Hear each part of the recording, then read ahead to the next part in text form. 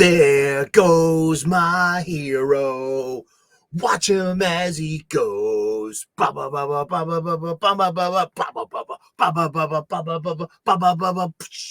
There goes my hero. He's short and fuzzy. He's got static cling. He's my executive producer, and he writes all the show notes. Pika, where are the show notes? What did you do with the show notes, Pika? How am I supposed to read your show notes if you don't? Where? Oh, thank you, Pika. I found the show notes. Welcome back to the Comics Talk here with Reverend Sully and my executive producer, a Pikachu. That's right. I lost the Star Wars. Remember, last week was the fake holiday. May the 4th. It's actually, I'm Orthodox. I celebrate on May the 25th. It should be on Pop's channel, 8 a.m. with Ginger Ninja talking G1 Star Wars and Orthodox Star Wars Day. I'm not going to bantha poodoo on new celebrants. No, you know, geez, it's one of those cases where if you got nothing good to say, don't say nothing at all. It's not in the show notes, so I'm not going to read it. I'm just the talent. I read everything he writes. See, these copious amounts of show notes. What's up? Wow. Wowzers. Yeah. How you doing? Welcome back. It's time for the show. It's 4 p.m. here on New Comic Book Day. It's Wednesday. Hump Day. May you hump this day and not let this day hump you. Fudda mucka. That's right there. Get on top of that, yo. Or get on the bottom. Whatever floats your boat. As long as you're both happy. It's got nothing to do with me. I'll tell you that much. How you doing? It's New Comic Book Day. That's when we go to leagueofcomicgeeks.com. And we do what everyone else does out in YouTube TV land. We're part of the same gang. We like to talk about comic books, and we like to, we're into this stuff. This is our hobby. And this is a hobby about my hobby, too. And I love being along on this big ride with you all and this great community, this fellowship, this fandom, this gang of ours, this thing of ours, this Cosa Nostra. This wonderful world of being a hobbyist and about having something to be into with other like-minded fans. And it's great. And it's always good to see you all out there in the live chat. This is the Wednesday show. It's pre-recorded before a live studio audience of my stuffed animals. Let's see. Canadian Bear hiding. Canadian Bear, where are you? People miss you. There he is. He's right down there. Let's see. Drink is in the back. And we're making room for X-Ray Girl. When X-Ray Girl gets here, she'll be, you know, Pikachu needs an executive producer. So, you know, it's, you know, we're going to up the talent here. And, you know, I'm into that stuff. I like what we do. I like this thing of ours. I have fun here. You know, a lot of what fuels what we do, why we do, and how we do it. I was talking with a friend over drinks on Saturday, trying to describe this thing to a new friend, this thing of ours. How do you describe what we do to a normie without sounding like a complete lunatic? This joie de vivre we have, this love of it, this quan, as Cuba Gooding Jr. said in Jerry Maguire, you know, the love, the money, the, you know, the whole thing, you know, the quan. I love that movie. I hope you do too. I haven't watched that in like forever. I have hundreds of movies on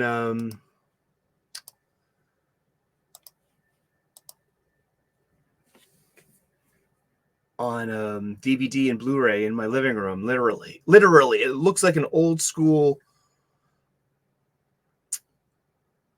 video store out there. Welcome to the show, Comics Talk with Reverend Sully, your dojo for tactical and practical spirituality. That's right. I'm just messing with buttons right now. I really am. I really want an emphasis on my t-shirt a bit. Yeah, I lost the Star Wars. I made this t-shirt myself on at a t-shirt maker through Amazon.com, I think, or just like I found the Disney script, and I have a sense of humor, and so I wear my own brand. You can make your own. Like, you know, I got several Star Wars themed t-shirts for being the aging fan, the G1 fan, and this third generation of Star Wars. That's the truth of it, and they're also just as fans as we are. So I'm not gonna crap on the new fans for doing the May the 4th thing. Lots of people like the May the 4th thing. It's like, especially like real geek girls who squee over Baby Yoda. It's like that's fine with me. Like, I like it that they do that.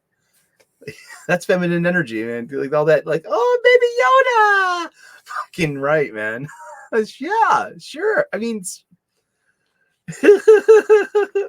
I kind of missed all that. You know, I don't Disney Plus. And but what we got here, we got new comic books today on this Wednesday. I have a pull list, so let's see what I'm gonna get on my pull list. And we're gonna just, are these in 8s or are these in 7s? Let's do that. Let's share the screen. Let's share the screen. Share your screen, motherfucker. That's right. Just share your screen. Share your screen. Share that screen, motherfucker. That's right. Share that screen. Share that screen. Oh, just shut up and share that screen already, Sully. That's right. All right. We're here at leagueofcomicgeeks.com /comics/new-comics. That's your URL, your universal resource locator, and the HTTP, the hypertext transfer protocol. You know, this is the web lingo here in the super information highway, the information superhighway. Let's see what we got here. We got how many rows? 1, 2, 3, 4, 5, 6, 7, 8, 9, 10, 11, 12, 13, 14 rows of 8. So that's math. I don't want to do math right now. I don't, you know, that's 80. What's 132? No, it's 112. Different funny books available this week. I hope you're yelling it from the cheap seats. Seriously. I don't care about, you know, I have enough math in my life. But we always start at the bottom of the list and work our way up just a little bit to see if there's anything out here that we might have missed. Or something that's just gonna, you know, catch our eye, like Editorial Televisa here. It's Jack Kirby, George Rousseau. You know, it's Marvel Classico #5, Editorial Televisa. And what do they do? Marvel Classico. Maybe this is like Marvel Clásicos are reprints of your favorite Marvel stories in Spanish, en español. Sí, that's muy bien. That's like my default question now to like to crowdfunders. It's like, you know, do you have a Spanish version ready to go? Are you going to be? There are over 1 billion people between North and South America, and most of them are Spanish speaking in a way. You know, the Brazilians are Latinos. They do speak Portuguese, and have a version of that ready too. But like, plug and play, you know, as a parallel product. Do you have a Spanish version of your crowdfunded book to sell to that, you know, huge loving fandom? Talk about anime fans. Mazinga was huge. I mean, like, Dragon Ball Z is just huge, man. Let's see. We've got proud to say that Redcoat #1 is getting a second printing. Good for you guys. There's a facsimile edition of Secret Wars #5 with a new cover. See, that's no thanks. I'd rather just no. It's facsimile, so it's the old cover, or it's not a facsimile.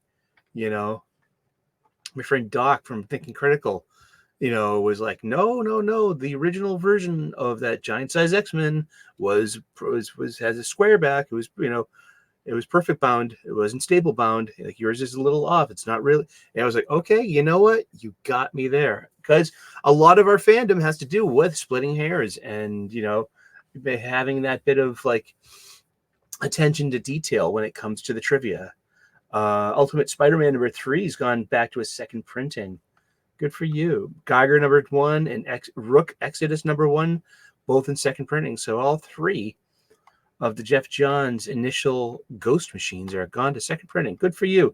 Look, it's Harry's Opus, The Seance Room, once again solicited for release is May 8th. Maybe I should just.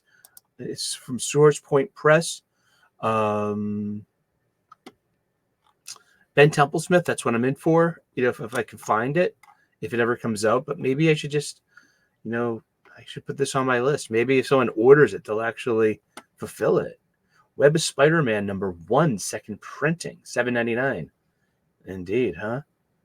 And the Alien Books, The Punk Mambo, The Punk Witch Project #1, again. I mean, Scout Comics #1, Snaps.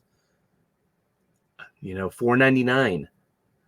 It's but they didn't finish Oswald and the Star Chaser. So, I mean, caveat emptor, if you're going to get like a Scout Comics. I'm not dissing Scout Comics. I mean, I've tried a bunch of their stuff. It's like, it's very digital looking. And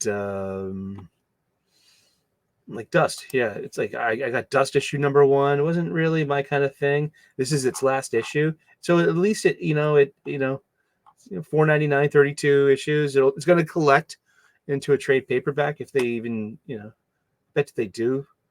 But it's like, look at its frequency, like June 2008. It was almost July, then to September, October, skip November, December, shipped twice in December, and it's been 5 months since you see an issue last. I wonder what that level of disruption does to the reader's attention. What would it do to yours? Or were you reading this? Is this something that you were into? Let's blow it up a bit and get to the heart of the matter. Leading off the solicits here, this is tricked out, and I believe by Most Ordered. Yeah. I should also, variants and reprints. And I should put out trade paperbacks. But we have Batman, Dark Prisons. It's issue 147. I wonder if this will wrap up. Let's see. Let's use the editor. Ben Abernathy is still the editor, but now we got Katie Kubert out there too. But I mean, when Zdarsky's end runs, I think that's when we'll stop seeing Abernathy's name on that masthead there, on the bat mast, where we have 5. There's 2 incentive covers, a 1 in 25 and a 1 in 50, and 3 just cardstock variant covers. It's AAPI Heritage Month. Let's look at some variant covers. Who is this? Is that Ghost Killer? I'm not familiar with this character. Someone educate me. Did it say so right there? No, it just says Batman 147 AAPI Heritage Month. And this is a Jorge Jimenez. Jorge Jimenez's B cover. It's Punchline and Joker. It's $1 more. I like that cover, but I'm not going to buy any more, even with the wonderful Jorge Jimenez artwork. You know, it's because Jorge Jimenez is doing wonderful artwork. It was the reason why I was buying it in the first place. But I mean, just this is going nowhere. This is going to the only place Batman is going to, story-wise, is to absolute power. Where's failsafe? Bruce is not going to reconcile failsafe in his own book. That's going to happen in the summer event book. Because failsafe is the big bad. My big thing is I like the Jason Aaron Batman Offworld so much, and that's set in the past. So what I really want to see is that the failsafe has a failsafe. That failsafe's chassis is actually Punchbot from Jason Aaron's and Doug Mankey's wonderful Batman Offworld mini that's going on right now. That is some good shit. If you want some good Batman in your life, you got to check out Jason Aaron's Batman Offworld. But yeah, I fizzled out on this. It's $4.99, 40 pages. There's a backup feature called Riddler. It's set on Earth Zero, Prime Earth, and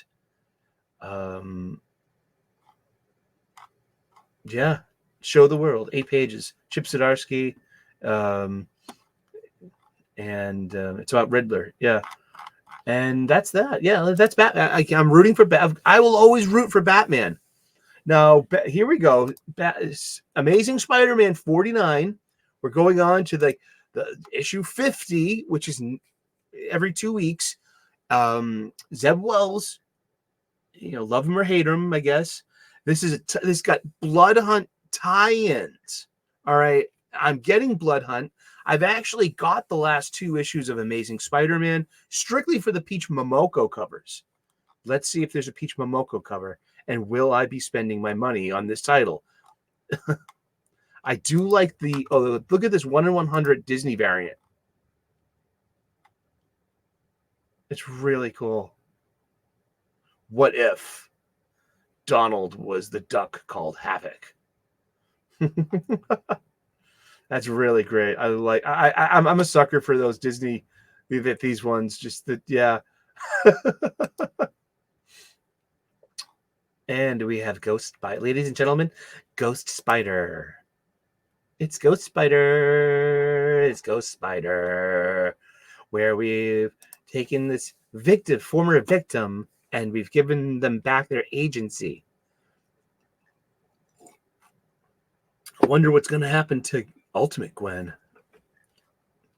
First Ultimate Gwen got killed too, but Ultimate Gwen got was eaten by a symbiote, and so the symbiote thought it was Gwen Stacy, and so it wanted to live life as Gwen Stacy, but it was actually a dead girl's a symbiote wearing a dead girl's skin and personality. Vampires are running rampant through New York City, and while the Avengers are caught in the middle, someone has to take care of the citizens of the Big Apple. Yep, that person is Spider-Man. But if only it were that simple. Great, beautiful, as always, for me, for my personal taste. John Romita Jr., Scott Hanna inked, and they're doing this issue too. Romita and Hannah. I'm a sucker for those kind of issues. Because I love John Romita's artwork. This is a Chris Samney variant cover. That's really cool.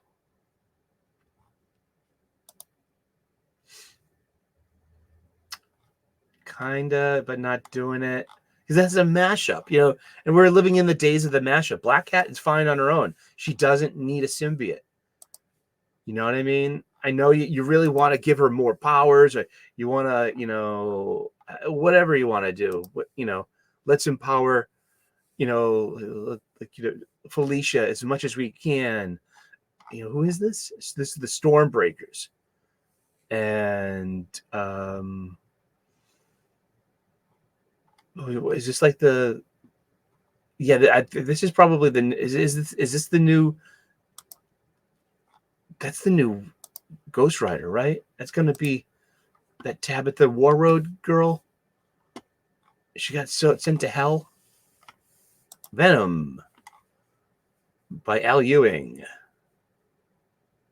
And it's a Blood Hunt tie-in.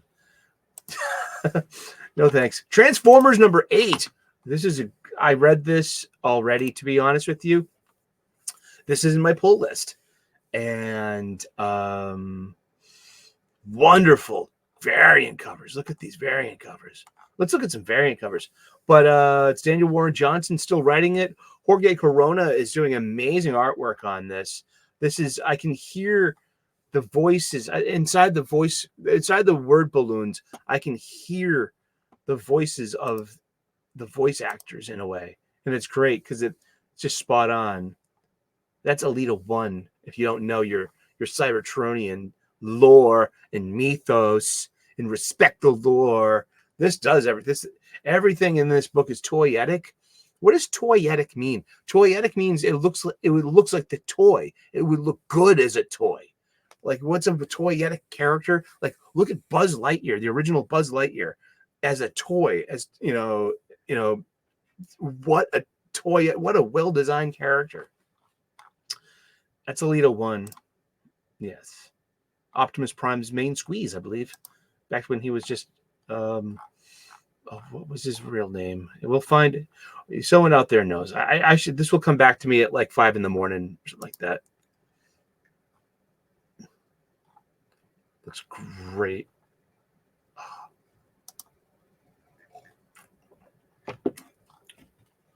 Thundercracker. The girls of the Autobots. RC, Alita 1. Our special guest star. Optimus Prime.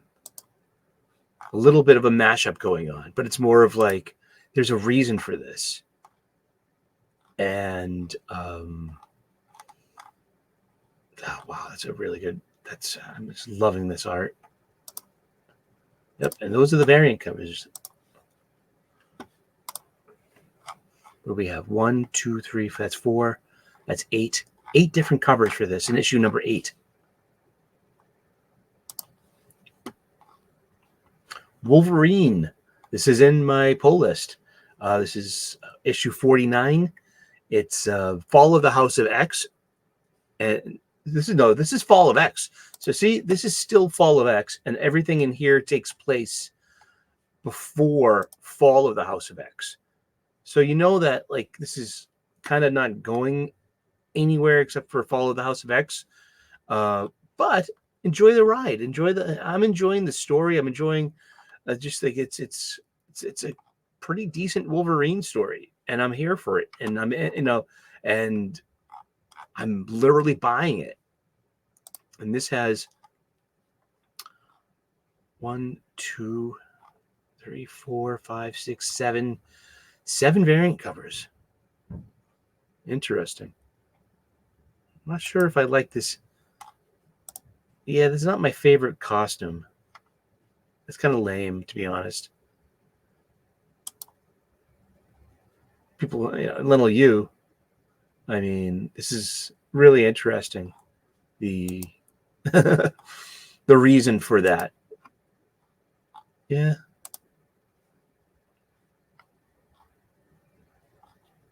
Saber through the ages, and that's meant to mimic a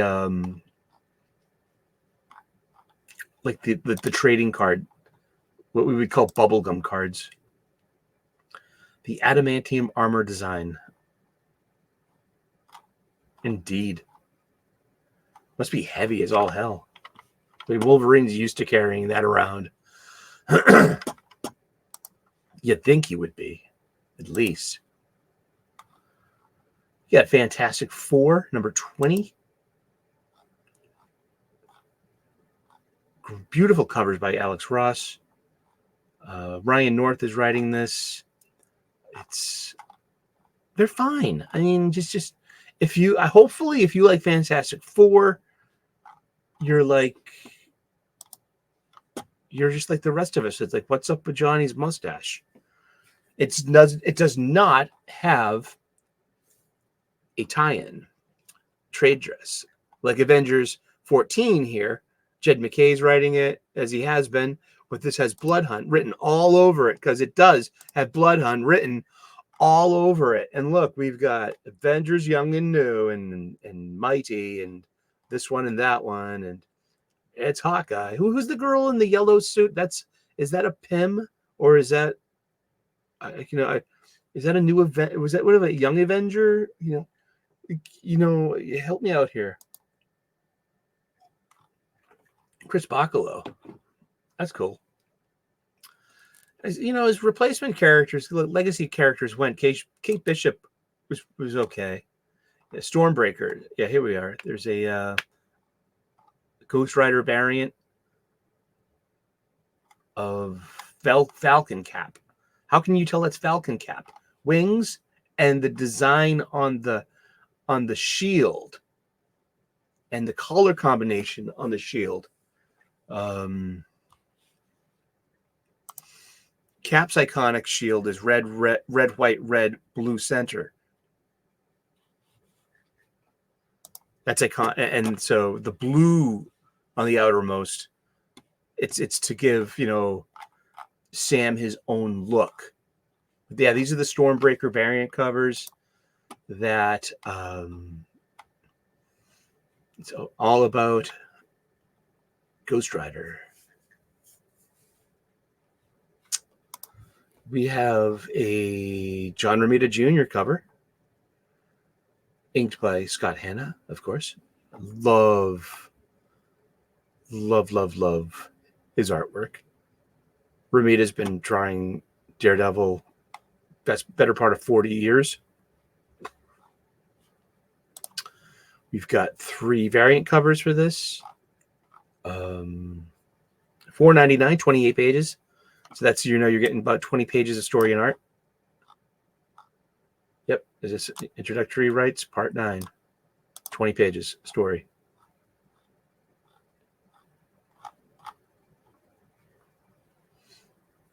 And we got Lauren Amato, Devin Lewis. These are your editors. Tom Grunman. Salim Ahmed is your writer. And he's doing a decent job. I mean, it's not great. I mean, Juan Cabal is the artist. I mean, and yeah, welcome to your Daredevil magazine. There you go. That's it. And yeah, I've been reading them. I look at them. They're part of my digital. Usually part of my digital pirate chest. Like this one. This is one I look forward to. Okay, we got 5. We got good variant covers for this because Ivy is still a pinup girl. Of all the feminism you can throw at a character, and all the messaging, and all the alphabet people, and all just it's. And I'm not knocking anything or anyone, mind me. Jeez, I mean, this is a really solid title. We don't talk enough about G. Willow Wilson and her work on Poison Ivy. It's been really darn good. It's set in the Batman universe. You see the Batman logo here that's the trade dress, and that means this is Bat Family. Harley Quinn has this. I'm pretty sure. I think Nightwing has it as well.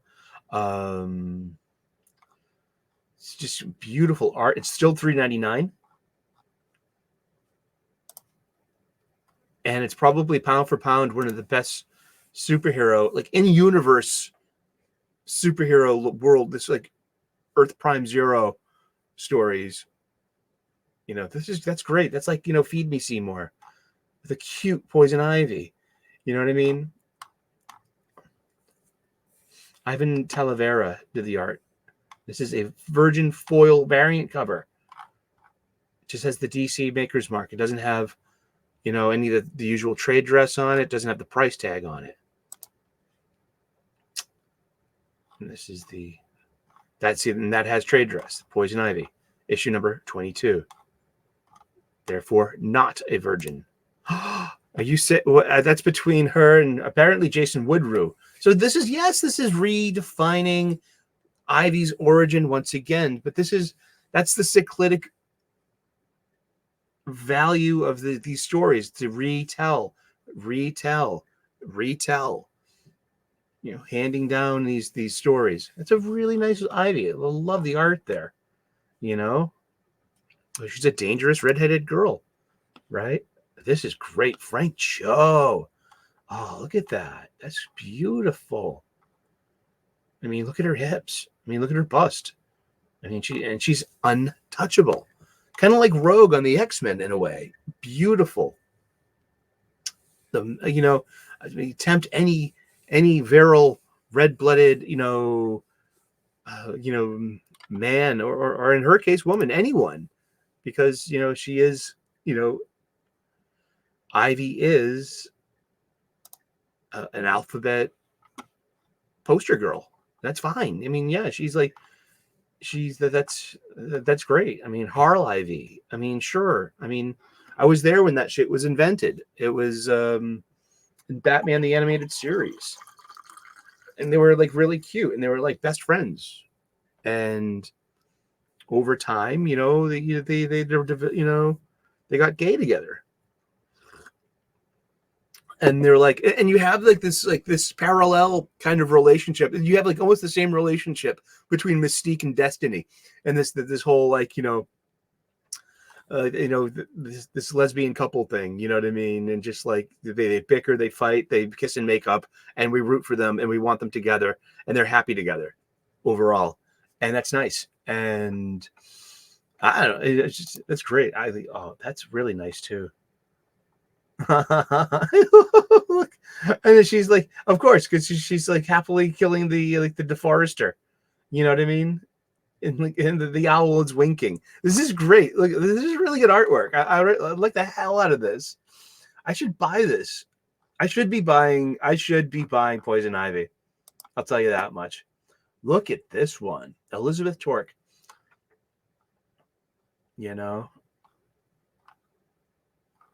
Interesting.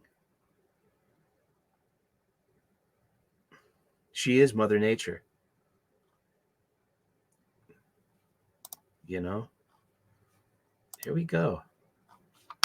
Poison Ivy. Don't be sleeping on this one. It's really good. I mean, and I should be getting my own advices but yeah, it's 32 pages. 32 pages, $3.99. So it's got a 22-page lead story, and it's got and it's got a backup. Where's the backup?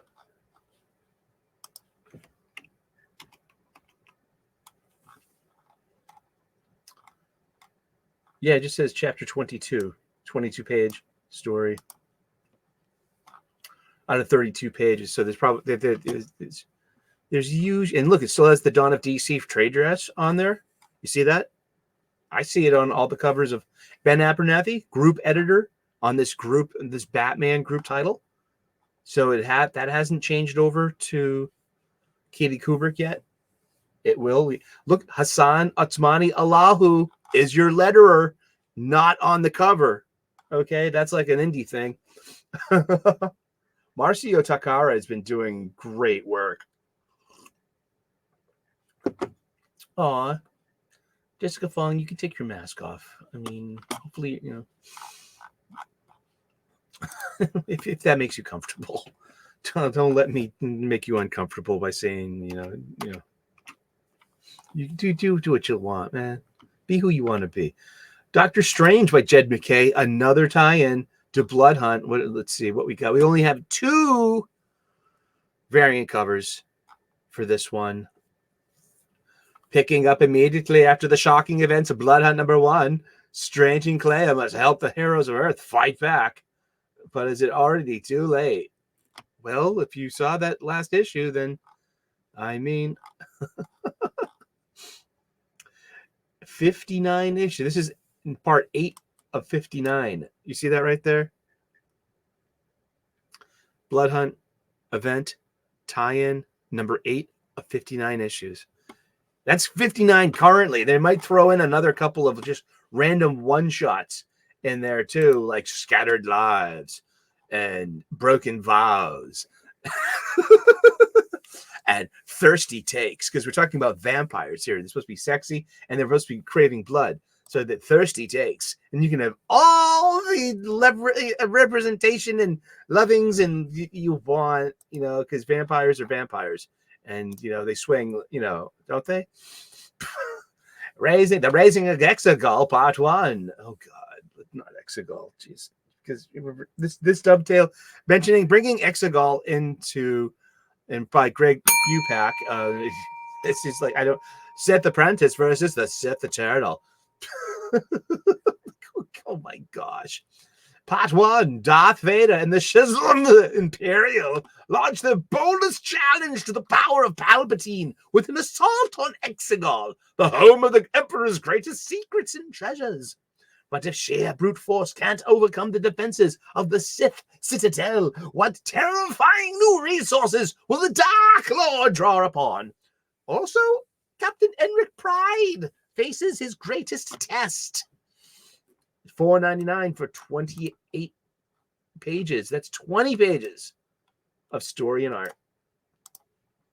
And check to see if you have been blocked on Twitter by Greg Pak. And if you have, ask yourself, why are you spending money on his work? These are just, I don't have answers. All I have are more questions. That's right. Ladies and gentlemen, another log on the fire. Thank you very much. Ladies and gentlemen, please, a hand for my executive producer, soon to be getting his own executive assistant producer, and to help him with all the lifting, the grunt work, the stuff that you don't see behind the scenes here at the show. Behind the scenes, there's always something going on. And we've come to the point where, the show's grown, responsibilities and challenges have been met, rewards shall be given. So Pika is getting, a friend, a confidant, someone to keep him in line too. So it's not just all hookers and blow and casting couches as well. I mean, geez. Oh my God. It's terrible. Why did you say that, Sully? Because that's your sense of humor, kid. You were born with this sense of humor. You're going to see Birds of Prey. Let's look. See, it has the bat symbol there. That means it's part of the bat family of titles.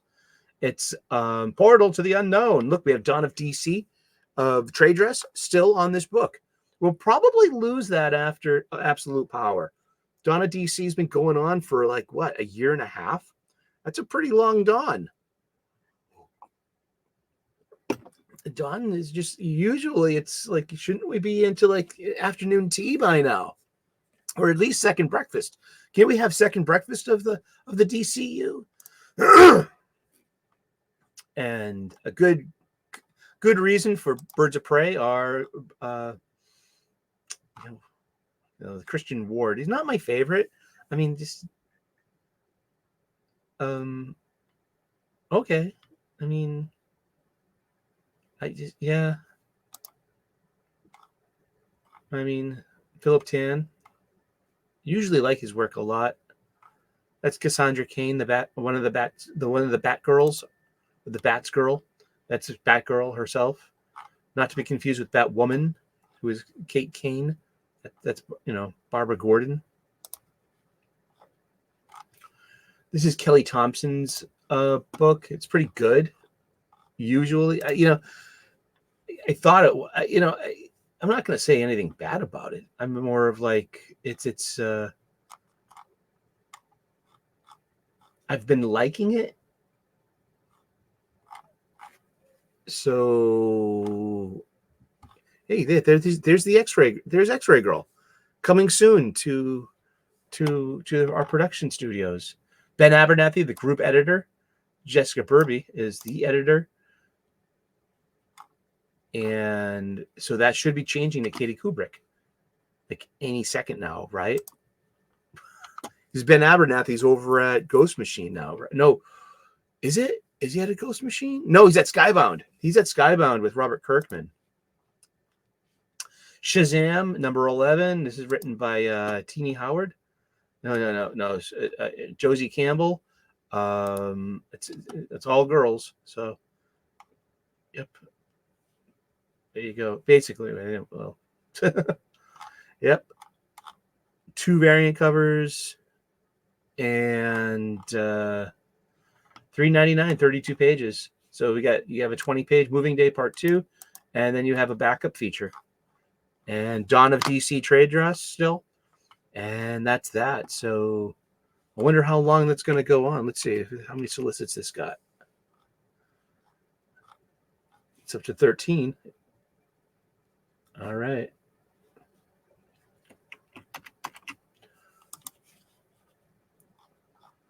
What else are we getting this week?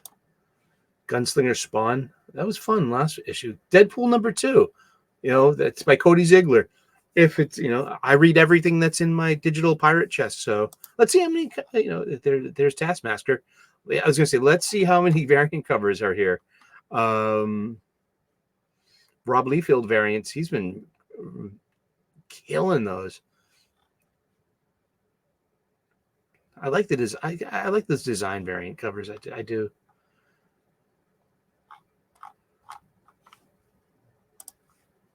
After botching the Montreal job, Deadpool, blah, blah, blah. And, okay, X-Men Forever. This is feel like it's Fall of the House of X. How many left are they, in these? We got 2 variant covers. There's only one more issue of this. Hey, look, everybody. Moms are fighting. My 2 moms. Dun, dun, dun, dun, with good Wagner. Dun, dun, dun, dun, dun. Raven Darkholm. Dun, dun, dun, dun. And there, and Irene. Dun, dun, dun, dun, dun. Now, Warren Krakoa, a hunt in the White Hot Room, where they're hiding people, I guess. Yes, everyone's hiding in the White Hot Room, which is a space outside of space. It's a place outside of space and time. It's Phoenix stuff. $3.99, 28 pages. 20 pages of story and art, Irene Adler. Okay, thank you. Raven Darkholm. Kurt Wagner. And 3's a family. Dun, dun, dun, dun. Mutant madness. When my moms are mutant terrorists, it does bloodlust run in the family. What would Kirk, when you're a Catholic priest, Kirk knows that, confession, forgiveness is just for confession away. Captain America number 9. Ugh. This is J. Michael Straczynski. And 2 variant covers. $4.99, 32 pages. It's the Front Door Cabaret thing. Some kind of it's 22 pages. Desert of the Unknown, and then there's a backup feature. It's got to be. But Jesus Ciez is back, and yeah, this is not my favorite. Really, yeah. And I love Captain America. I love Captain America. I have a full cosplay of Captain America. I do. Let's see. Can you hit it? Let's see. Let's see if I get cosplay. Any cosplay pictures? I do. Here. Snap screen. Present share screen. Share screen.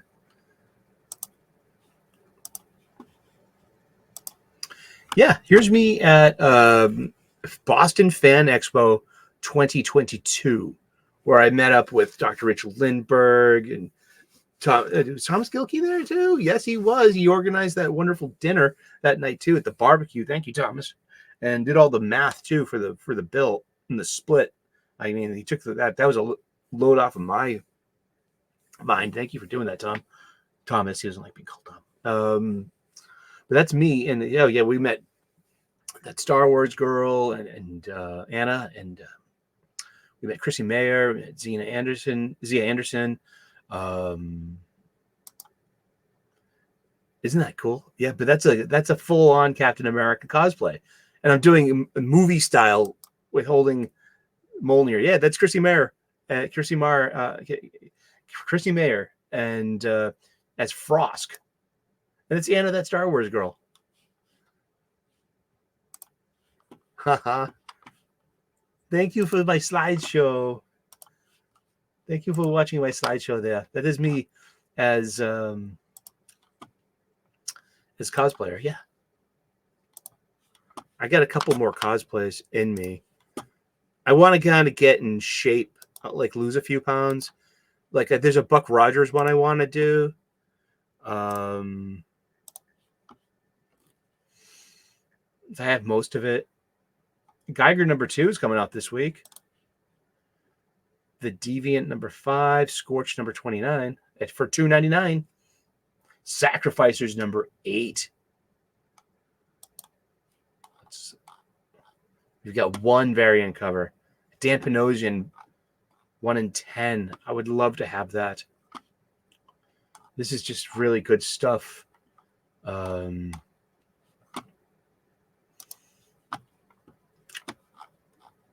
It's a comic book.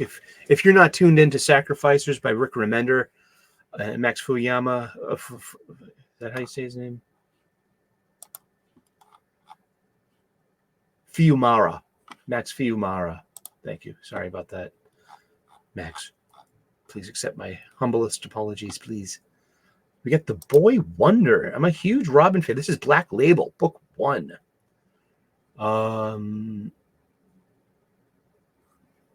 Acclaimed creator Junie Barr writes and draws a DC Black Label epic starring Damian Wayne. The young prince, Damian Wayne, was raised to be the heir to the fearsome League of Assassins, to follow in the footsteps of his deadly mother, Talia, and the demon's head himself, his grandfather, Ra's al Ghul. Not Raz, not Raish, Ra's al Ghul. Yes.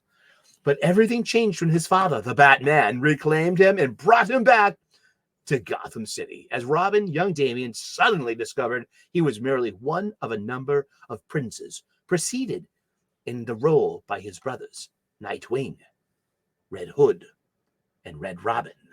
And Damian doesn't care to be merely anything. But when his father is forced to leave the city on urgent business, and a rash of abductions is accompanied by whispers of a demon stalking Gotham's dark alleys, Damian will find himself battling along his adoptive brothers, and in the process learning what the mantle of Robin really means. Visionary writer-artist Junie Barr makes his mark on the timeless story of Batman and Robin, synthesizing the character's complex history into an accessible and heart-rending fairy tale. $5.99, 32 pages. 2 variant covers.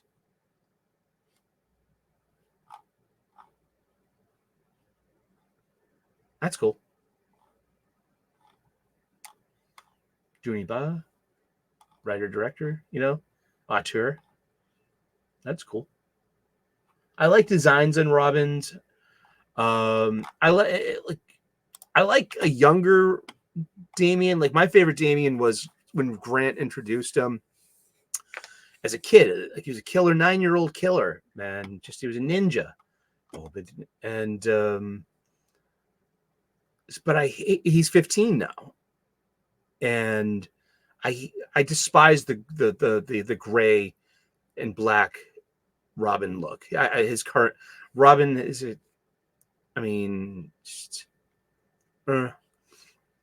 you can keep like Damian, make him like Gray Robin or something, or maybe a different bird name or something, like Lark, Morning Dove. Sparrow, no. Kestrel, that's been taken already. That was over at Hawk and Dove. when Rob Liefeld was doing that. Kestrel's actually a fierce little bird. Beneath the Trees Where Nobody Sees, number 6. People are sleeping on this one. It's like Richard Scarry books, like that kind of quality of, anthropomorphic animals in daily life, you know what I mean? And, wearing clothes and, and having hardware stores. It's a serial killer book, and it's pretty good. Blood Hunters, number 1. Blood Hunters. Who's written this one? This is by Christos Gage, Erica Schultz, Mark Russell. It's $4.99 for 36 pages. Witness the genesis of Marvel's wildest team yet. It's Dagger. It's Cloak. With Cloak missing in action, Dagger strikes out. We've got Manwolf, and that's J. Jonah Jameson Jr., right? And the original Hawkeye. Let's do it. Yeah, it's J. Jonah Jameson the third. That's right, because there was, he's junior. That's right.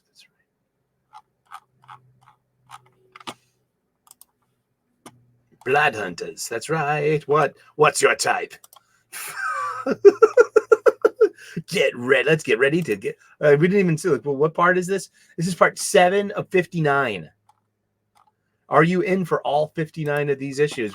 We were talking about that on last Saturday at Wes's.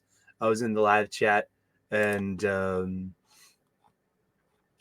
I'm not. I'm in for $35 at least with the Red Band editions. Now this is interesting. Okay, Shadow of the Green Goblin number 2. This was a really interesting first issue. It was pretty good. Marvel The High Republic number 7, $4.99 for 20 pages of story and art. Phil Noto cover. See, 20 pages story. Hunted, chapter 3, The Balm of the Luminous. Kevin Scott is writing this. You've got Robert Simpson's your senior editor. You got 2 senior editors, Mark Panicchia, Danny Kazem. There are 5 editors here. But that's probably just more. Maybe that's like the Marvel Star Wars masthead, perhaps, because there are so many titles per month out of that. Those desks. We have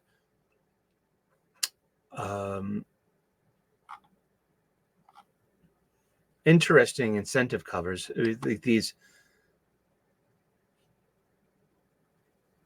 These two have nothing to do with the High Republic. That's a Chris Sprouse Phantom Menace 25th anniversary variant, and a Phil Noto Master and Apprentice variant, which has Anakin and Ahsoka. Ahsoka breaks canon like you wouldn't believe. But the canon ain't what it used to be. It's true. This has been decent. I'm looking forward to this, to be honest with you, because I've been enjoying it. This is phase 3. It's season 3 of Star Wars High Republic, volume 3, issue 7. I think this is going 10 issues.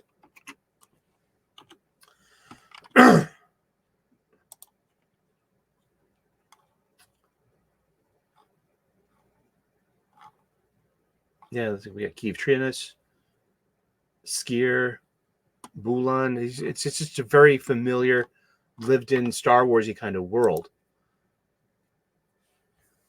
This is Keith Trinas.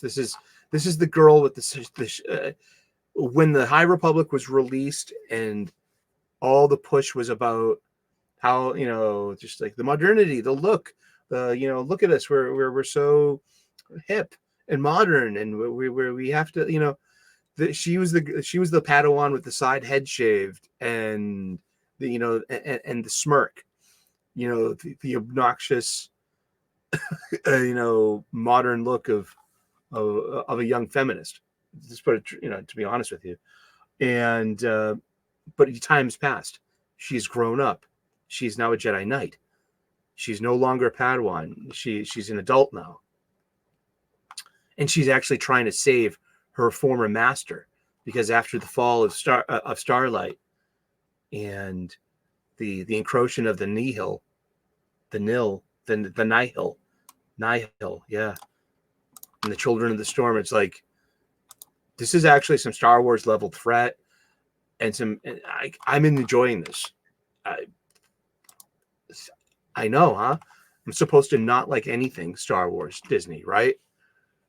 I mean, I just remember, I lost the Star Wars. I lost the Star Wars. I am a Star Wars veteran. My stepdad said I can say that. He's a veteran, so I asked him permission because I'm a lifelong civilian. And I said, can I wear this? Can I make this shirt? Is that okay with you? And he's like, yes, that's okay with me. Okay, here's an interesting one. The Energon Universe Special 2024 #1.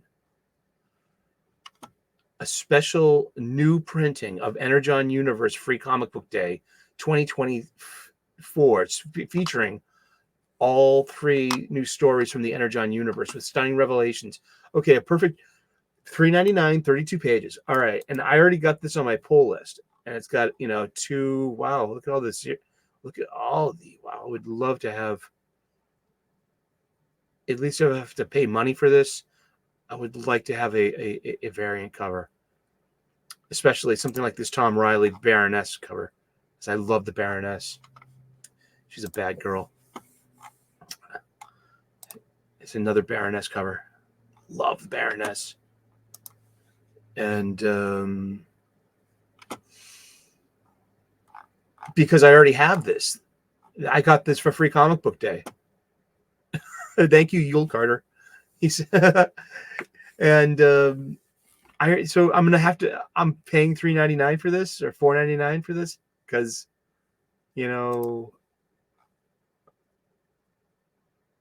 I mean, okay, way to go. I mean, yeah, I'm a little flummoxed on that one. I want okay. If you missed it, sure. I mean, I guess I don't know. We have Dracula #1, Blood Hunt. Dracula Blood Hunt. I'm teaming up with Blade's daughter, and we're gonna make her the hero that you never wanted. Yes, she's got she's got her head half shaved and a smirk. Just the kind of girl that reminds you of like everything that you're trying to escape from in real life. Right. Okay. I don't care. I make fun of shit. That's what I do. I have a sense of humor. I think it's funny. If you don't, that's fine. Doesn't make me a bad person. I'm not laughing at people. I'm laughing at imaginary people. What else? The One Hand #4. Captain Marvel #8. Oh my God, please make it stop. It's Alyssa Ewong and her awful shitty book. Oh gosh, and I'm not saying that to be like, demeaning to Rory Coleman or Roberto Poggi or Brian Valenza or Ariana Maher.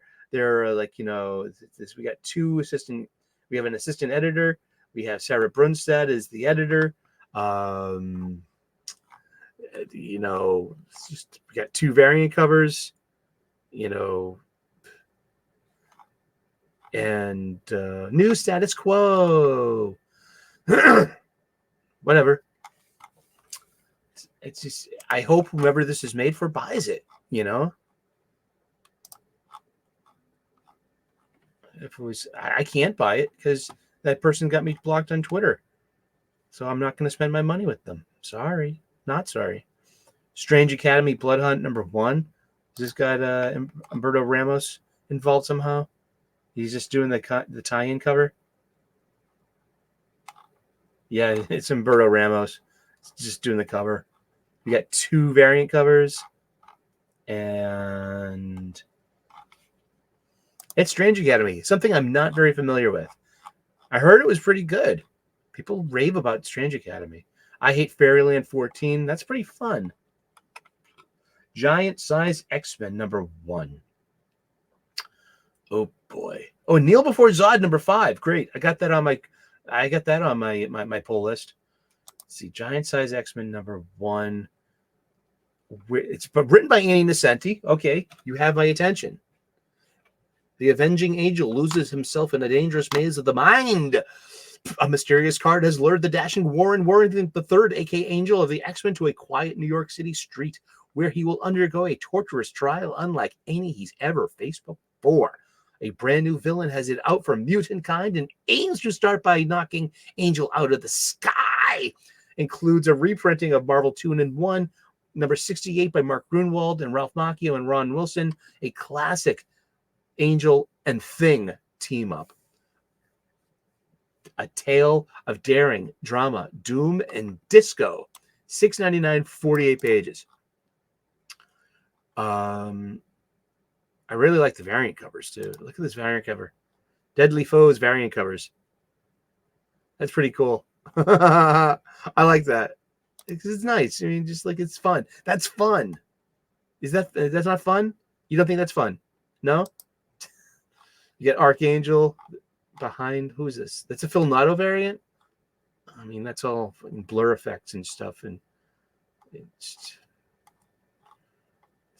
more of like the colorist variant cover. No, I love the design of the classic Angel costume like that. I always like the classic X-Men look with the boots, the bell boots, and but yeah, I might get this depending on it's usually in my my Marvel pirate chest. If I like the story, I'll pick it up. Because I'm a big fan of Ann Nesenti. I root for her, and I'll buy her stuff. Right, $6.99, 48 pages. And I love Marvel 2-in-1. That was a fun book. And they should bring stuff like that back. Just one and dones. No, we have to write for the trade paperback. Yeah, really? We got Kneel Before Zod #5. We picking that up? Oh, that's in my my pull list. We got 2 variant covers on that. It's pretty good. This is a 12-issue mini set in Superman land. You can see the Superman trade dress and Dawn of DC still on there. You see that? Dawn of DC. Zod's at his Act 2 lowest. Zod is approaching his Act 2 nadir. That's fancy speak for storytelling values. Let's see. Ain't No Grave, Image Comics #1. Let's check it out. $5.99, 48 pages. It's written by Scotty Young, art by Jorge Corona. Okay. So we have some, one variant cover, a Scotty Young web store variant. And it's a Western. It's a macabre Western fantasy. They seem to be out there. Lots of Westerns these days. Like Enfield Gang and the Blood Brothers Mother by Azzarello and Risso over on Distillery. And that had my interest, and I read it in my pirate chest. And I'm like, okay, well, this is part for the course Azzarello brutality. And I kind of like this Risso's evolution in style as well, but not nibbling. We got Gone by Jock. I got the first issue of this to try it out because it was the first issue of Distillery, and it's no thanks. $8.99. It's in a magazine kind of format, perfect binding. It's no ads. Is something like this the future of 48 pages, $8.99, cardstock connecting cover? It's written and drawn by Jock. We have 5 variant covers, and that's about it. I mean, yeah, it just, the first issue didn't grab me enough. It didn't suck me in. I can be sucked into a story very easily. I'm here for that. I'm here to agree to that, to be sucked into a story. Take me somewhere. Take me to another place. Take me to another land. Let me forget all that hurts me. Let me understand your plan. Yeah. Don't you let me understand. Ah, won't you help me? Won't you help me understand? A game of horseshoes. That's right. Proving that Batman can sell for $2.99.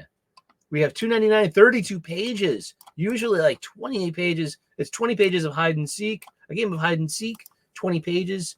And there's a back. There should be a backup in here as well. Let's see. Matthew Cody. Who's the Christy Quinn is the editor. So this is not. Although this has the Bat logo, this is not part of Ben Abernathy's or Katie Kubrick's domain of group editing. This has nothing, because it has nothing to do with what they're doing over on Batman or on Detective Comics or on Nightwing or on Harley or on the very overlooked Poison Ivy. I'm telling you, don't sleep on Poison Ivy. Turtles, Black, White, and Green. I actually read that. It's okay. It's I think they overuse the color green in lots of places. It could be better. It's just a stylistic thing for me. I would love to see a Kevin Eastman drawn short. It's like you have 4 short stories. It's anthology stuff, like these issues usually are. Give us what I want. Give me a Kevin Eastman story. Last Mermaid #3. I've been buying this. $3.99. It's in unique format. It's very square. Crocodile Black #1, written by Philip Kennedy Johnson. 3 variant covers.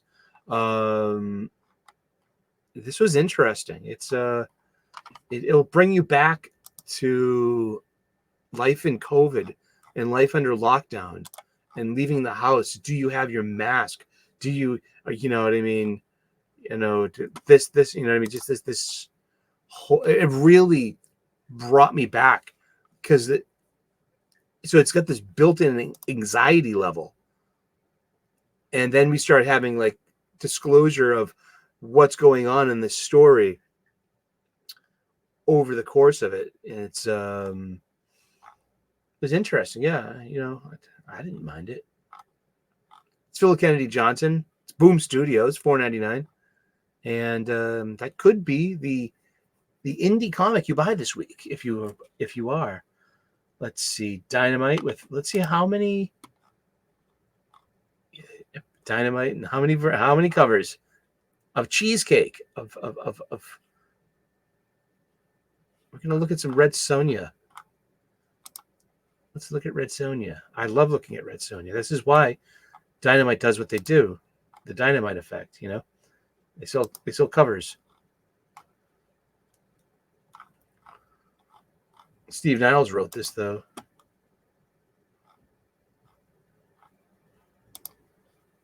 So at least the content's going to be, somewhat good. Cosplay variant.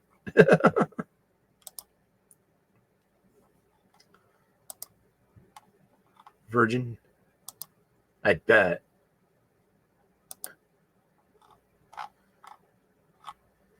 What's this? That was 1 in 10 Virgin. Yeah, huh? That's about it, right? It's Virgin foil. Line art variant. I like the line art variant. That's pretty cool.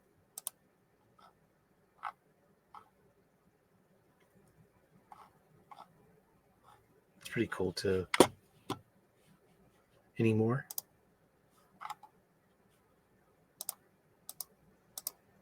That's about it.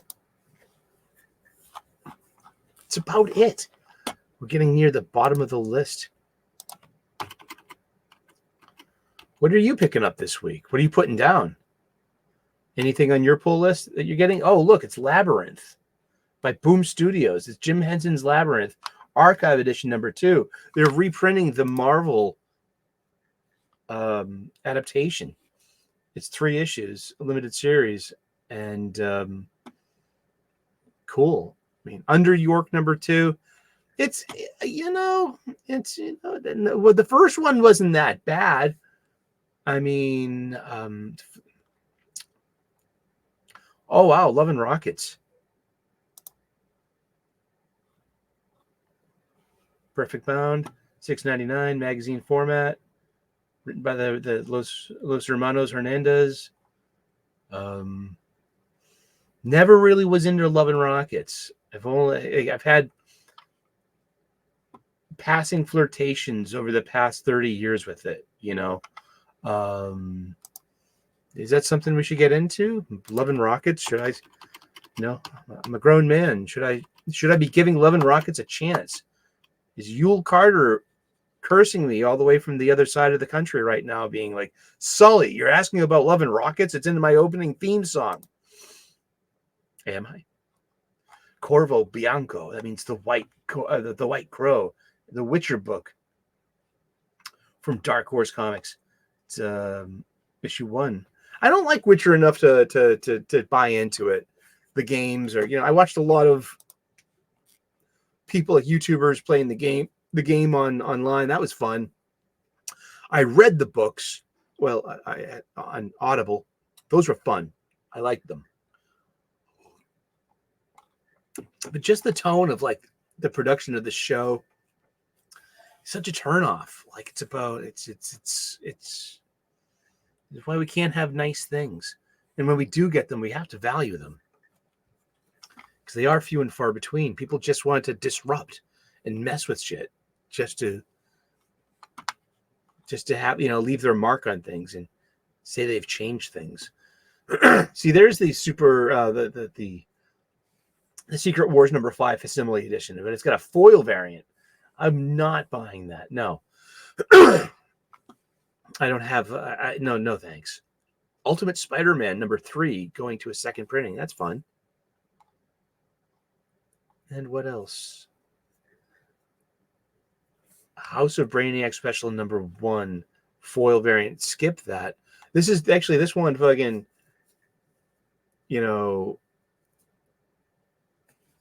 that one kind of scared me off of House of Brainiac. I'm out on that one. No thanks. I tapped out. That's where I tapped out of this mini event, because this is all leading to absolute power anyway. What I'm saying about Batman that has no suspense, and on Zdarsky and Jimenez's run, why I'm not buying it, shouldn't that apply to Superman and House of Brainiac? Because that's what it's dovetailing into as well. And I like Superman by Joshua Williamson a lot better. And oh wow, Showcase #22. That's the first appearance of the Silver Age Green Lantern. X-Men '97 #1 second printing. Faith Returns. It's the body positive superheroine. And we've reached the end of the list where we started. Indeed. Nice. And that is new releases for this week. Is there anything in the world of comic books that we're going to talk about? You can check out Barbaric #1 on Vault, Born in Blood, by Moretti and Gooden and Marquez and Campbell. It was pretty fun. I really enjoyed it. It just starts off in medias res. It is a clever way to catch you up very quickly. One of the band of our fellowship of warriors has suffered amnesia and is being filled in along the way very quickly by the rest of their companions. It's hilarity ensues and lots of bloodshed and gore. It's over the top. Sword and sorcery, dragons and battle axes and vampires and demons, and it's just, yeah, But it was perfectly okay. I checked out Spectrograph. That was interesting. That's on Distillery. And let's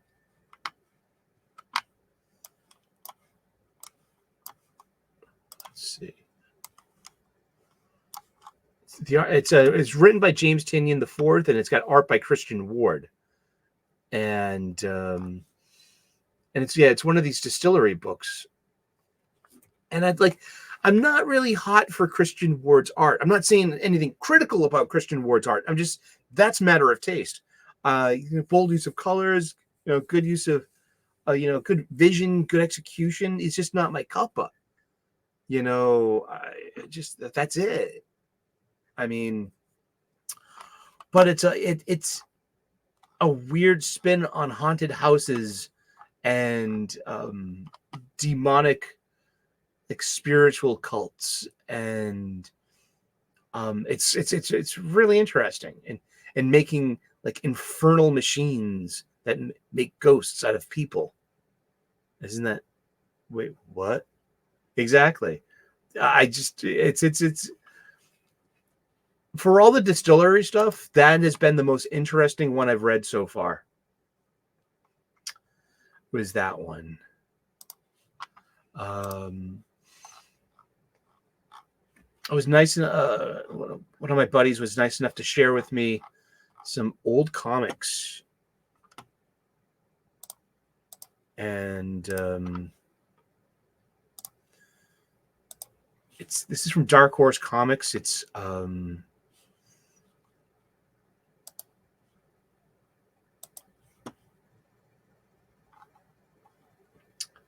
this is Eerie from 1970. Eerie Comics. It's macabre,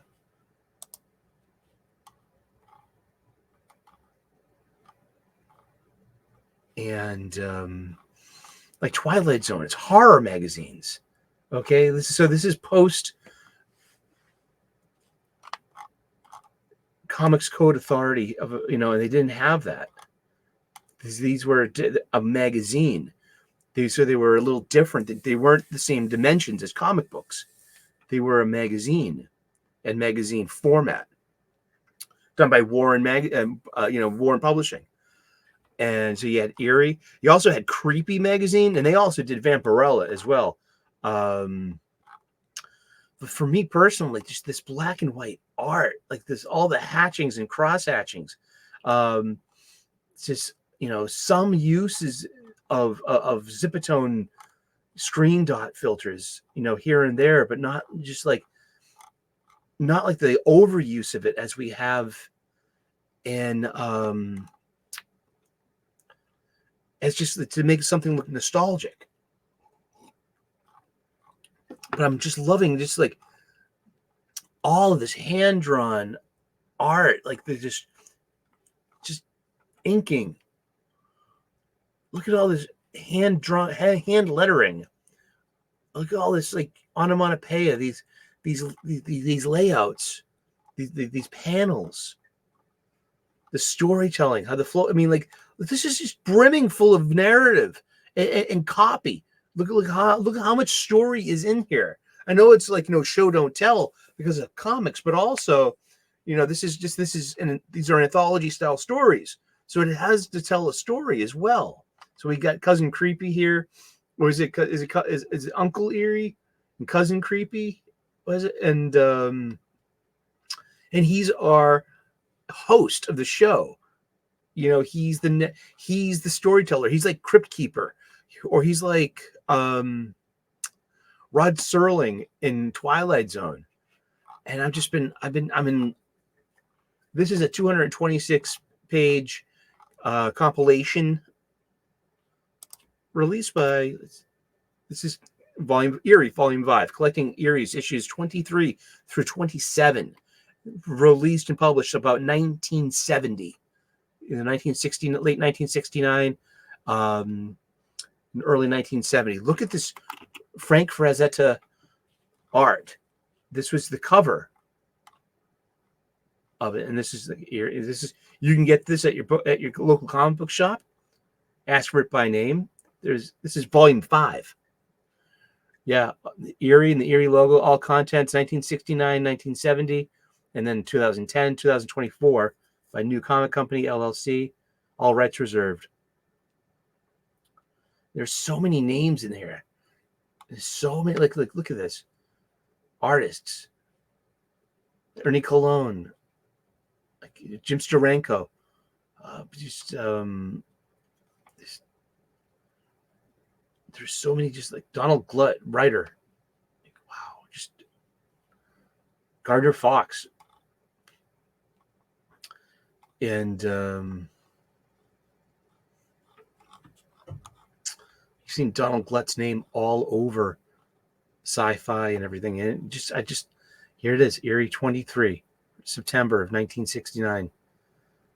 And so this is magazine format. So it's larger than a comic book. So it's not on a spinner rack. It's on the magazine stand. So it gets to bypass the whole Comics Code Authority seal of approval, the self-correcting. And instead of like letting Congress and the government dictate what you can publish, the Comics Code Authority seal of approval was, a voluntary effort by comic book publishers in order to, like, hey, no, we're safe for kids. All right. And these are the ads. Oh God, I love the ads in this. An occurrence at Ambrose Pierce's classic tale of terror, an occurrence at Owl Creek Bridge. Oh, wow. I know we all know that story, don't we? And look at these letters. And look, here we go. It's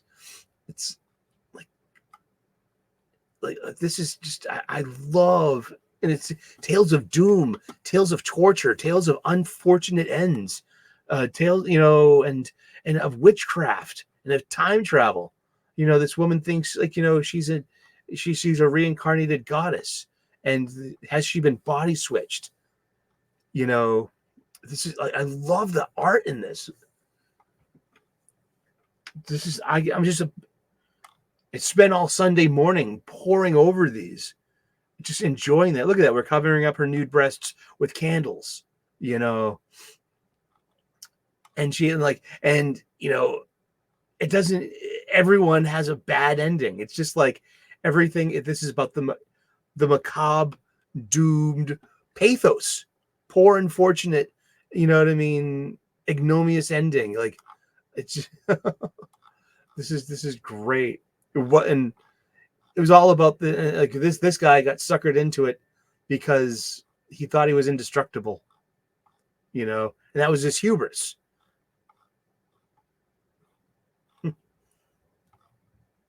We have vampires, we had zombies. It's but look at all this beautiful hand-drawn onomatopoeia words that are sounds. These are the sound effects in your comic book. I mean, this has just been wonderful. The hero gets transformed into a frog, and it's karmic because he's killed a frog. And look, space age vampire. And this is the most dangerous person of the mid-21st century. He is a space age vampire. Look, they called drones. Look at those are drones. And look, it's Tom Servo, policeman. Oh, that's a Mystery Science Theater 3000 reference. But it's mashing up sci-fi and vampires. So the vampire says, I will sleep while mankind destroys itself, and he'll come out of his suspended animation, and the world will be an easier place to hunt because you won't have all this technology. Humans will be savages once again, and but little does he know that the humans have psychic powers now and command a tree. So like the tree is what, a wooden stake. So yeah, I mean, so the they have the tree stake the vampire. And there you go. And even the vampire has a bad ending. But it's a vampire. It's a monster, right? Yeah. This is creepy number 24, November. Look, make you walk the plank.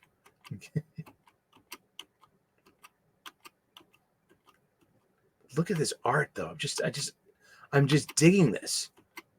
Here's the immortality thing. Like, yeah, he does all this nefarious these things to be immortal, and then it's like you will be immortalized. That is your, no, your doomed fate there. But look at all this. Look at all that hand-drawn artwork. Look at all that hatching and cross-hatching. I love stuff like this. The Wrong Tenant. Erie 25. Here, this is a Jim Steranko cover. Oh my God, I was poring over this. I was just like eyeballing this cover for like 10 minutes. The moodiness of it, it's just.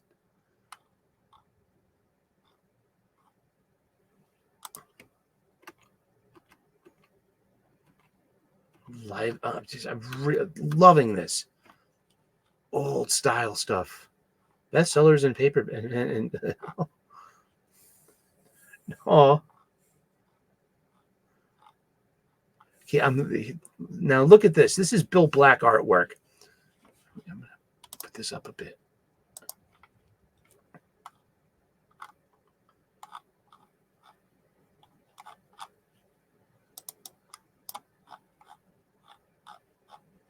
Where'd it go?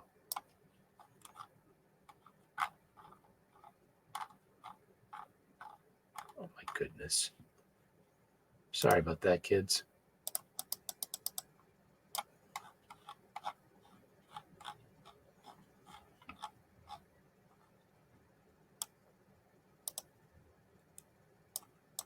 Totally lost the page when I blew it up a bit.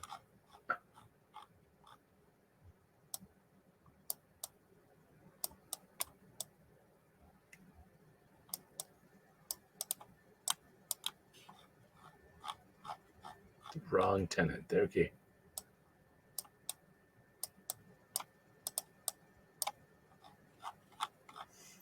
Sorry about that.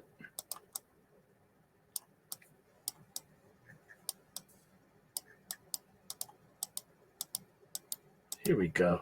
Look at now we can see better use of screen tone here. I mean, like, I'm just captivated by this one panel here with the guy. The scream helped, but his thoughts continued to crawl up inside of his skull like frightened spiders. This is like completely like Roy Lichtenstein ripped this stuff off. This is pop art of its day. Really, I just love this stuff. Sorry, I'm just going on and on about this. And here, let's get rid of that and wrap up the show. It's Wednesday. Maybe pick this up at your local comic book shop. Look at the trade paperbacks. Pick up some old stuff and just be like, hey, if the new stuff isn't doing it for you, there's plenty of old stuff, and it's all new to you if you haven't read it yet. So yeah, go to your local comic book shop and, get your supplies there too. Pick up bags, pick up your boards, pick up your boxes, spend your money at these local businesses, these mom and pop brick and mortar shops. These are independent bookstores, and they will only be thriving and healthy American businesses if we go to them. If you're even in America. I mean, you don't have to be in America. I mean, there are people actually all over the world that watch the show, and they have comic book shops too, even in Saudi Arabia, even in Japan, even in England. They're all, this is a global thing. And I'm glad to be here with all of you and here at New Comic Book Day. And thank you so very much for tuning in today. God bless. Namaste. Good luck. And let us know in the comment section what you're buying this week, what you're picking up, what you're putting down, what you're interested in. and suggestions too. Throw them out there. Thank you so very much. God bless. Namaste. Good luck. Tune in on Sunday when we have the live stream, when we review all the comics that we read this week, and we'll find out which ones we actually spent money on.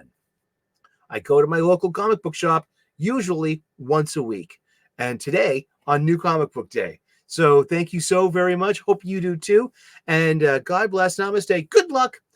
And we will see you again in those funny pages. Ciao. Bye-bye.